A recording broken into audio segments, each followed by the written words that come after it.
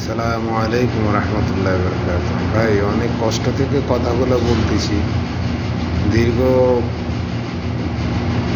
17 তারিখ থেকে, গত মাসের 17 তারিখ থেকে এই পর্যন্ত প্রায় 400-র কাছাকাছি তাজা প্রাণ ঝরে গেছে বাংলাদেশের মাটিতে।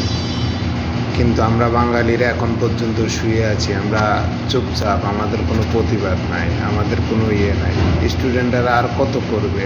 আমরা যারা শ্রমজীবী, কৃষিজীবী, তারপর চাকরিজীবী যারা আছেন, প্রত্যেকটা মানুষ ঘর থেকে বের হন, না হলে আপনার ভাই, আপনার বোন, আপনার আত্মীয় স্বজন, পাড়া প্রতিবেশী সবাই প্রাণ ঝরবে। প্রত্যেকটা বাংলাদেশের মানুষের কাছে আমার উদারত আহ্বান, আপনাদের কাছে আমার অনুরোধ, আপনারা প্রতিবাদ করুন। যদি প্রতিবাদ না করুন তাহলে এই স্বৈরাচার সরকারের আসার পর থেকে গত 15 বৎসরের হাজার হাজার প্রাণ ঝরে গেছে। আমরা লাশ দেখতে চাই না, আমরা খুন দেখতে চাই না, আমরা রক্তের উপর দিয়ে চলাফেরা করতে চাই না বাংলাদেশের মাটিতে। আমরা একটা স্বাধীন রাষ্ট্র চাই, যে রাষ্ট্রের ভিতরে আমরা হাসি খুশিভাবে চলাফেরা করতে পারবো, না কোনো হত্যা হবে, না কোনো মার্ডার হবে, না কোনো খুন হবে, না কেউ কারো বিরুদ্ধে রুখে দাঁড়াবে। আমরা চাই না, আমরা আর খুন চাই না, চাই না। প্রত্যেকটা প্রবাসী ভাইদের কাছে অনুরোধ, সরকার আবার গতকাল 3টা থেকে আবার বন্ধ করে দিছে, নেটওয়ার্ক বন্ধ করে দিছে।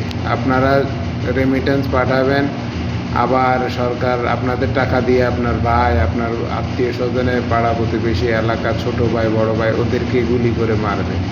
যতদিন পর্যন্ত ছাত্রলীগকে নিষিদ্ধ না করবে ততদিন পর্যন্ত আমরা, আপনাদের কাছে আমার অনুরোধ, উদারত আহ্বান, আপনারা রেমিটেন্স পাঠাবেন না, বন্ধ করে দেন।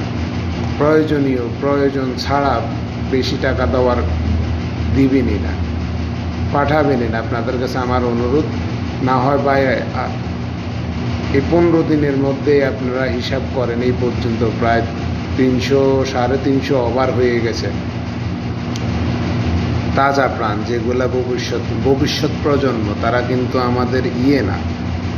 যদি আমাদের মতো প্রবাসী হতো তাহলে এক কথা ছিল, আমাদেরকে অবহেলা করে, ঘৃণা করে, তারপরে আমাদের কোনো সমস্যা নেই। কিন্তু তারা তো স্বাধীন বাংলাদেশে একজন স্টুডেন্ট, তাদের এখন মাত্র তাদের লাইফ শুরু হয়েছে, এখনই তাদের প্রাণগুলো ঝরে যেতেছে, তাজা তাজা প্রাণ।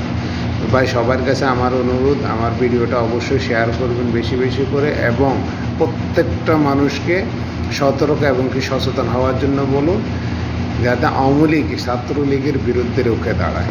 ব্যাস, শেখ হাসিনাকে আমরা আর ক্ষমতায় দেখতে চাই না। প্লিজ বেশি বেশি করে শেয়ার করবেন, এবং প্রতিবাদ যদি প্রকাশ্যে না করতে পারেন, অবসরে হলো, মুখ দিয়ে হলো বলবেন, পিছন থেকে হলো বলবেন। পিছন থেকে না পারলে প্রয়োজনে আপনারা অর্থ দিয়ে প্রতিবাদ করবেন, না হলে অন্তর থেকে ঘৃণা করবেন। আপনাদের কাছে, সবার কাছে আমার এটাই আহ্বান। আসসালামু আলাইকুম রহমতুল্লাহ। ভুল হলে ক্ষমা করবেন।